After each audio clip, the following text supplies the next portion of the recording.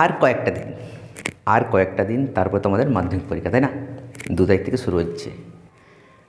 আশা করি তোমাদের সবার প্রিপারেশন খুব সুন্দর হয়েছে, ঠিক আছে? উইদাউট এনি টেনশন তোমরা এক্সামটা দিতে যাবে, টেনশন কোনো রাখবে না, এক্সাম ভালো হবেই হবে, ঠিক আছে? তো এক্সামে যাওয়ার জন্য তোমাদের যেগুলো অবশ্যই ক্যারি করতে হবে, নিয়ে যেতে হবে সঙ্গে, সেইগুলো আজকে একটু আমি বলে দিই। সেগুলো হচ্ছে, দেখো, ফার্স্ট তোমাদেরকে অ্যাডমিট কার্ড অবশ্যই নিয়ে যেতে হবে। অ্যাডমিট কার্ড যেটা তোমরা পেয়েছো স্কুল থেকে, সেটা যেখানে তোমাদের লেখা আছে সেন্টারের নাম, সেই অ্যাডমিট কার্ডটি অবশ্যই নিয়ে যাবে। তারপরে নিয়ে যাওয়ার পরে দেখবে অ্যাডমিট কার্ডে রোল নাম্বার থাকে লেখা, রেজিস্ট্রেশন নাম্বার ওই অ্যাডমিট কার্ডের মধ্যে থাকে। সেইগুলো তোমরা যখন খাতাটা পাবে, যে অ্যান্সার করবে তোমরা যে খাতাটাতে, সেই খাতাটাতে আগে সর্বপ্রথম মাথা একদম ঠান্ডা রেখে নিয়ে, মাথা পুরো মুক্ত রেখে নিয়ে তোমরা রোল নাম্বার, রেজিস্ট্রেশন নাম্বার, কোন সাবজেক্ট, সেইগুলো দেখবে স্পেস থাকবে, সেগুলোতে অবশ্যই ভালো করে লিখবে। ওইগুলো কিন্তু মোস্ট ইম্পর্টেন্ট, ঠিক আছে? তুমি যতই পরীক্ষা ভালো দাও, আর যদি তুমি রোল কিংবা নাম্বার ভুল লিখে দিয়েছো, তাহলে কিন্তু তোমার মুশকিল হতে পারে, ঠিক আছে?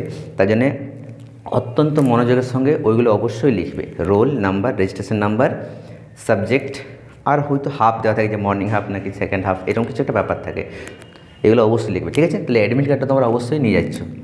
সঙ্গে তোমরা যেটা নিয়ে যাবে এক্সাম বোর্ড, যেটা তোমরা পিসি বোর্ড বলতে পারো, সেগুলোকে, যেটা এইরকম আয়তাকার থাকে, সেটা অবশ্যই নিয়ে যাবে। এক্সাম বোর্ড অতটাও ইম্পর্টেন্ট নয়, কিন্তু নিয়ে গেলে কী হবে, এটা অ্যালাউ করে, সেটা তোমাদের লিখতে সুবিধা হবে, ঠিক আছে?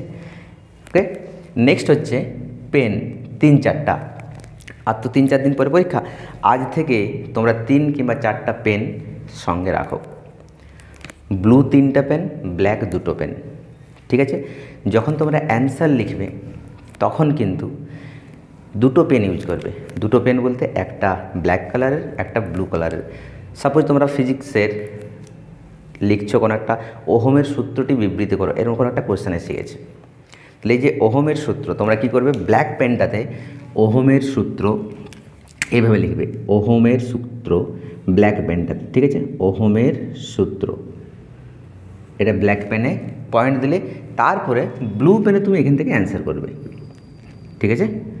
তাহলে 2টো ইঙ্কের পেন অবশ্যই ইউজ করবে, ঠিক আছে? তাহলে কী হবে বলো তো, তোমাদের লেখাটা দেখতে সুন্দর লাগবে, ঠিক আছে? পরীক্ষক যিনি খাতাটা চেক করবেন, ওনার যে একটা ইমপ্রেসিভ, সেটা একটা তৈরি হবে তোমার প্রতি, ওকে? ইমপ্রেশন তৈরি হবে, তার জন্য তোমরা 2টো ইঙ্ক অবশ্যই ইউজ করবে। আর প্রথম থেকে হ্যান্ডরাইটিং কিন্তু সমভাবে যেন চলে, বেগটা যেন সমবেগ থাকে।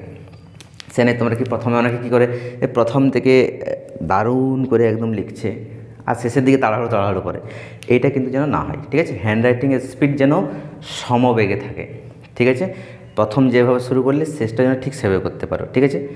আর চেষ্টা করবে যত তাড়াতাড়ি সম্ভব লেখার, কিন্তু মাথায় রাখবে হ্যান্ডরাইটিং যেন খারাপ না হয়। হ্যান্ডরাইটিং খারাপ বলতে আমি কি বলতে চাইছি, মানে প্রপার একটা স্পেস রাখবে, জায়গা রাখবে, মানে একটা যেন গিজিবিজি এরকম কিছু ব্যাপার না হয়, ঠিক আছে? যেমন পরীক্ষক বুঝতে পারেন যে তুমি কী লিখেছো সেটা, ওকে? এগুলো কিন্তু ভালো রাখবে। এমন কোনো ব্যাপার নেই যে তোমাকে টাইপিংয়ের মতো হ্যান্ডরাইটিং করতে হবে, সেটা কোনো ব্যাপার না, ওকে? তাহলে তোমাদেরকে পেন 3-4টা। আচ্ছা, পেন 3-4টে কেন বলছি? আচ্ছা, নতুন পেনে কিন্তু লিখবে না। যদি তুমি একদম পিওর নতুন পরীক্ষা দিতে যাচ্ছি, মানে একদম পুরো নতুন পেন কিনে নেবো তারপর যাবো, নতুন পেন লিখলে কী বলো তো, তোমার যে স্মুথনেসটা সেটা কিন্তু ওখানে আসবে না, স্পিড হবে না হাতের। তার জন্য তোমাদের ভাই কোনো বোনকে দিয়ে এখন থেকেই ওগুলো ফ্রি করে রাখো পেনগুলোকে, ঠিক আছে? পুরোনো পেনেই কিন্তু লিখতে হবে, ঠিক আছে? তাহলে পেনের কী হবে, স্মুথনেসটা এখন থেকে এগুলো কিন্তু সিলেক্ট করে নাও, অবশ্যই আমি বলছি। পুরোনো পেন অবশ্যই ইউজ করতে হবে, ঠিক আছে? নেক্সট হচ্ছে, এটা বলে দিলাম, ইউজ 2 ইঙ্ক পেন, 2টো কালারের পেন ইউজ করতে হবে, ঠিক আছে? নেক্সট হচ্ছে ট্রান্সপ্যারেন্ট বটল, একটা তুমি ওয়াটার বোতল নিয়ে যাবে। অবশ্যই এখানে জলের সুবিধা থাকবে, এমন কোনো ব্যাপার না, কিন্তু তবুও জলের একটা বোতল নিয়ে যাবে। কেমন জলের বোতল? তোমাদের মাধ্যমিক কিংবা এইচএস তো, তোমাদের বোতলের উপর ডিপেন্ড করে না। এটা কোনো যদি